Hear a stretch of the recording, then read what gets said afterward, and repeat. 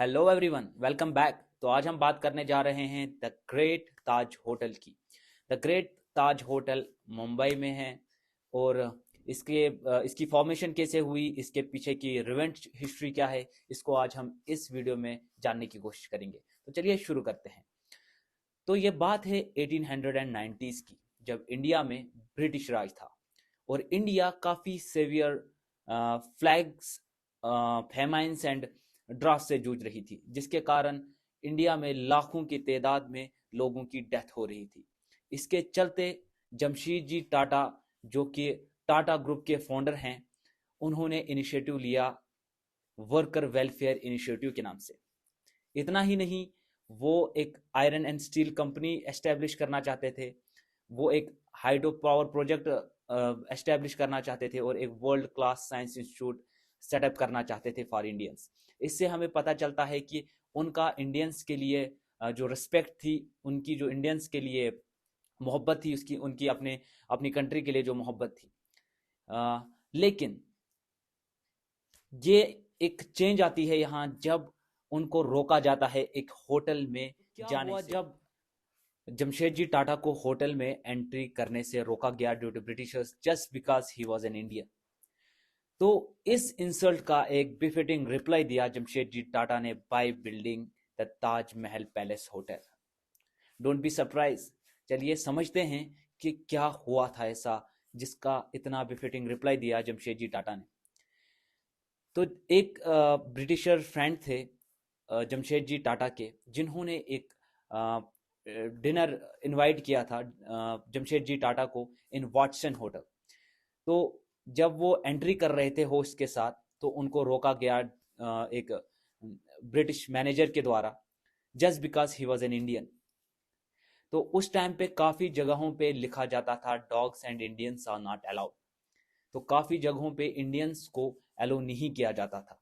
ये इंसल्ट सिर्फ जमशेद जी टाटा की नहीं थी, बल्कि सारे इंडियंस की थी।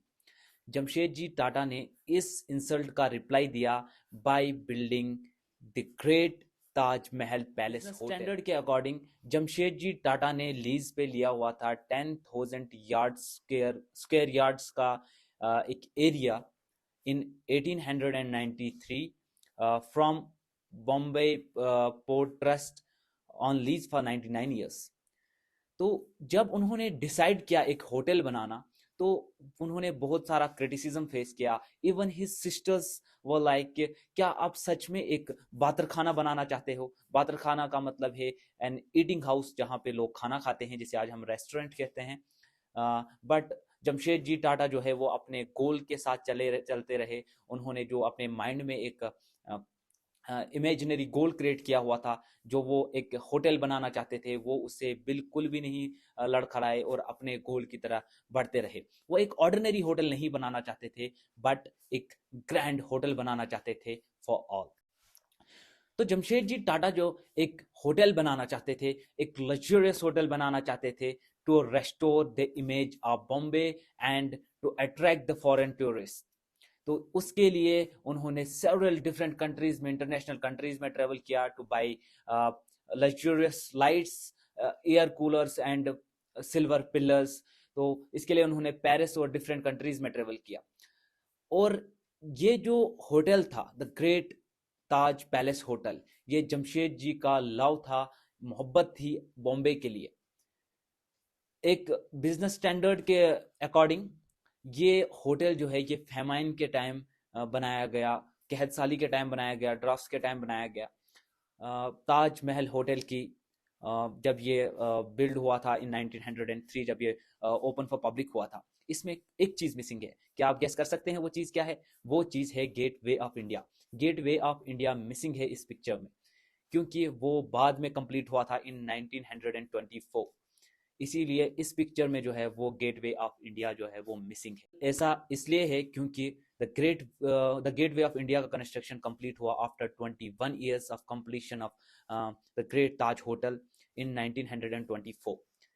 इसीलिए इस इमेज में जो है वो गेटवे ऑफ इंडिया मिसिंग है। गेटवे ऑफ इंडिया से पहले द ग्रेट ताज होटल पहला हार्बर लैंडमार्क था for ships to reach the coast of Bombay. The great Taj hotel पहली इलेक्ट्रिफाइड बिल्डिंग है इंडिया की, with American fans, German elevators and English butlers. इस सब के होते हुए भी जमशेदजी टाटा इस होटल को बेचना चाहते थे, क्योंकि उनके पास कोई एक्सपीरियंस नहीं था एक होटल को रन करने का, एक होटल की मैनेजमेंट का। बट वो ये होटल बेच नहीं पाए। आखिर ऐसा क्यों? वो इसलिए क्योंकि होटल का किचन जो है वो टॉप फ्लोर पे था, और ये मिस्टेक रेडिफाई हुई in 1930। Business standard article, Jamshedji successor found it difficult to run the hotel. जो जमशेदजी के सक्सेसर्स थे वो बहुत परेशानियां फेस कर रहे थे इस होटल को रन करने में।